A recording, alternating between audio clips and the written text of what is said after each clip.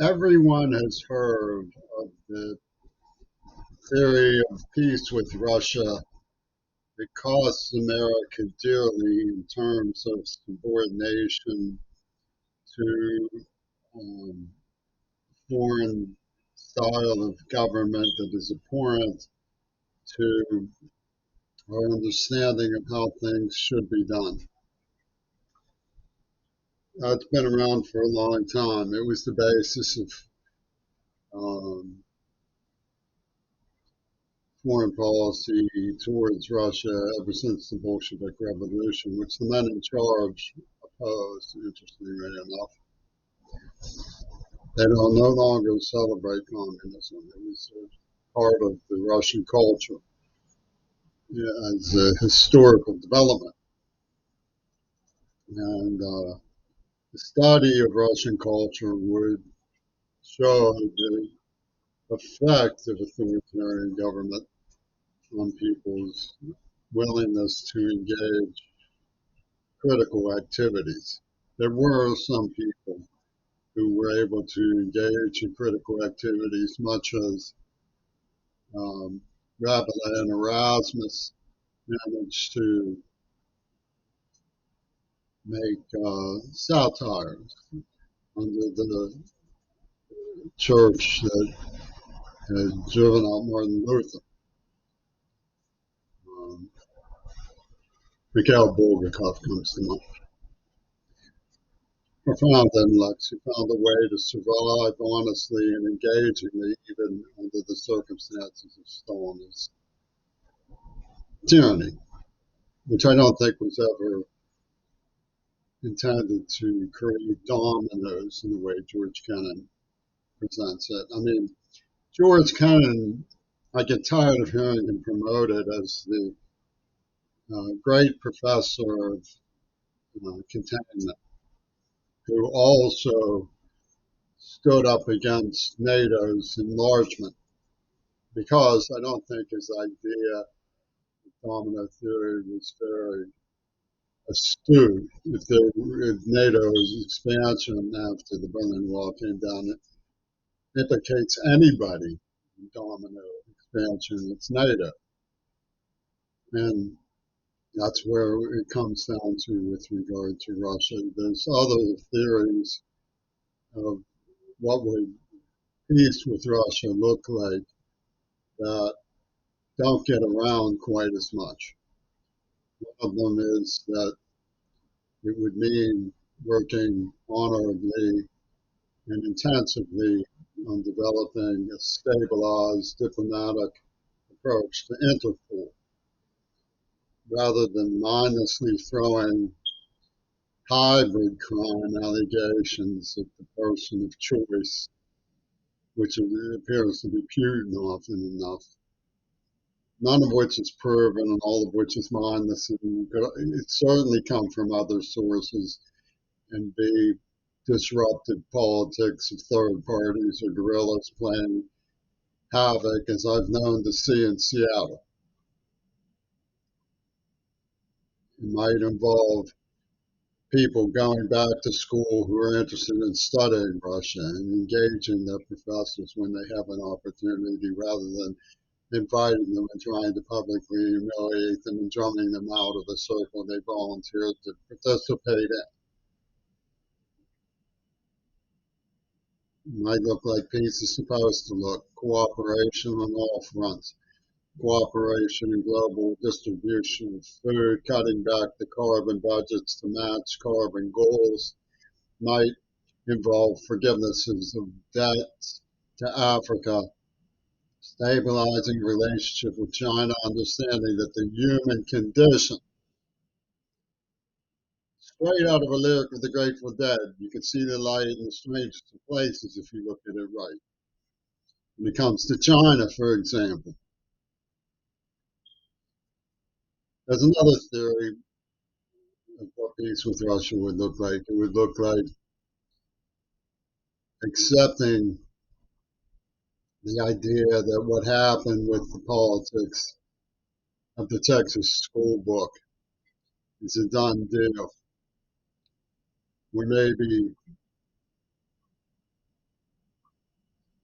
more professional and responsible people could take the helm and prosecute it. I'd like to talk about this because when it comes to the young people, so not just riding on the young, Antonio Guterres, the General Secretary of the United Nations, he speaks very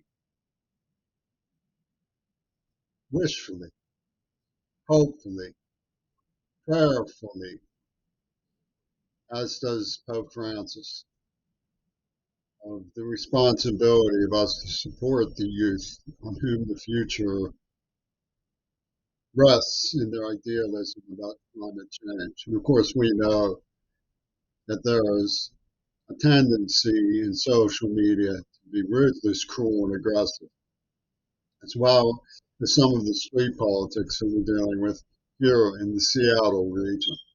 Ruthless, criminal, cruel, and aggressive. And we all have to live with the problem of that. We have to live with the disappointment and tears.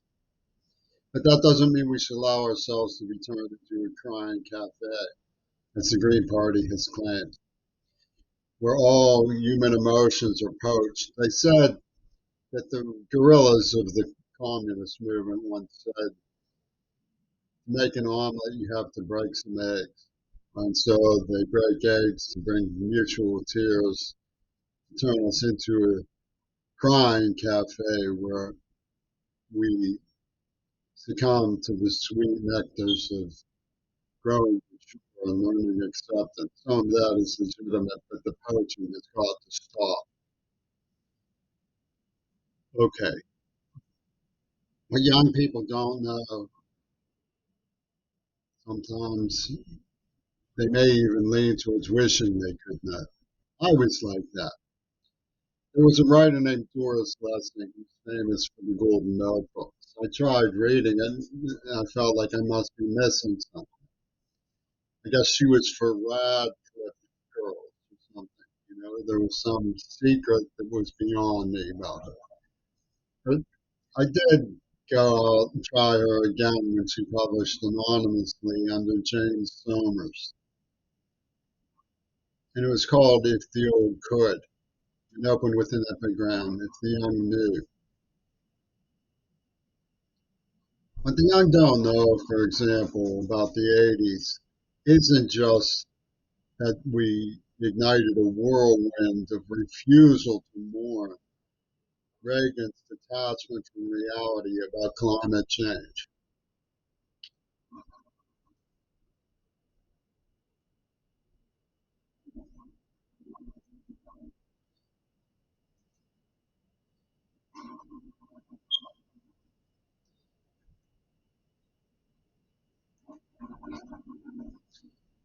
And I would like to explain to you how the AIDS attack proceeded and to explain to you what my ruling about this matter is in terms of how I present it and why. There may be people who say Curry's trying to wriggle out of being blamed for the murder of John Lennon, on which the Green Party has hung their trophy hat of making secret profiteer in the black markets of museum thieving. Well, that's not true. People will realize that I suffered horribly under the belief that Lennon really died. I suffered horribly and was treated dishonorably and was abused and suffered criminal mayhem under the absurd theory that I could have saved him. I reached the conclusion from studying the issue and answering the allegations that what really happened is that John Lennon decided there wasn't room on the earth enough for everybody. And there certainly wasn't room enough on the earth for both him and James McGrath Curry. So he stepped out of the merry-go-round. But he said that I was going to be the one who really suffered. And he pinned the story of what he had done on me. And is all based on the evidence. The people who say that's not true stand no chance academic. I would need a lawyer to go to the police department with me in all likelihood to show the evidence to get them to look at it honestly. Because an academic person would see perfectly clearly the rightness from the evidence of that ruling. But it's like a burglar argument. Remember the old story about Barack Obama being born in Kenya? They have a death certificate. Yoko Ono was given her blank check on Revenge Mayhem. And to this hour, the Jeffrey Corporation put up pictures of people saying they're Lakota and America is a free country because we haven't paid for it yet. They're from the Dakota, they're not from the Lakota. And the story that they're trying to sell is the story of the rape of Nanking. This rape of Nanking were Japanese soldiers. They occupied Manchuria. They went into China and they tore it to shreds. They were poking to death piles of people and calling it the best time they've ever had. These hotheads have gotten too little comparison to the movement that is wreaking havoc in our civics. The way they turned on McConnell resemble nothing so much as the way the hotheads in Japan turned on the nationalist conservatives as well. Well, when Zappa stepped in, he blamed the CIA. Let me explain to you what CIA stands for if you don't know. In his case, it doesn't stand for Central Intelligence Agency. It stands for conceited irrational allegation. Because that's all it was. It was the lightning rod of conceited irrational allegations to absorb the tensions while they played business as usual. Permit me for a moment to explain why I found AIDS intolerable. It wasn't just because it was so sad for people who wanted to grow and were restless and passionate towards each other, because it was close to love, because it was a nightmare that didn't even have medicine yet when it first affected me, because it led to inhuman stigmata towards the victims. And lastly, and least of all, because it positioned me as an opposition to the victims in the end because of how they misbehaved in the name of Lenin, in the name of Yoko Ono, avenging the warriors who raped me and King. That's the reality of the situation. The Pocherellis. Now, you could say you disbelieve that, but academically you stand no chance. All of the evidence is true. Legally, politically, you win. The case is closed. But you've never succeeded in showing that I was to blame even under your jurisdiction of the arguments. So it's criminally insane. The whole matter is ruled out. But you have your weapon, you have your cruelty, you have your Satanism, your incredible sadism. Does that come from Dugan's mind? Does that come from Trumpington's mind? Does that come from Putin's mind? Does that come from Zelensky's mind? Does it come from all of them? It's Biden orchestrating a puppet show saying we have to accept this and move on. Let me tell you something. It doesn't have to be accepted if it means sweeping it under the carpet. It was wrong. I don't have anything on all of those men. I know that Two Virgins Football has an index and put in, but that's all I can say about Putin. I know that Antonio is an index for San Antonio, which is the Alamo, which means we stand with you. We don't want you to be abandoned. But you can get off my back. I don't want to be swept up in the maelstrom. They anticipated this stinking dialogue, and they said one size fits all. The conceited, irrational allegation was to them to control the monopoly of it. And that's what the Green Party was put together for. So what I want to really talk to you about is the danger of having black people like Cornel West in charge of the Green Party, because these people make a lot of stink about race relations, black matters and race matters, and so on and so forth ad nauseum, when in reality they are a front for Gregory Carl. He's not an honorary black man. He's the one who said the persona is subjected to successive degradations of the X motive. That suited Cornel West's movement just fine when they scored the Midori Goto and isolated me and castrated the white voodoo doll that they hated because I was liberal. It's a cover story for Donohue, the parochial injecting guy, the German Green Party. How often do you hear them say that Joseph Goebbels is an honorary leader of the NAACP? Oh, yeah, they say read between the lines. And Joseph Goebbels and Will Zell were the ones who they appointed to abuse me in their war game. Joseph Goebbels, how does that work? Because they are sick and tired of what they consider overpopulation. And they consider the idea of ecology sensible, understanding of gluttony, car driving is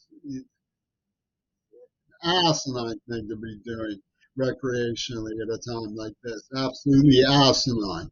And they put up Bush to say, oh, America's gluttonies will never be questioned. Yes, they will be questioned.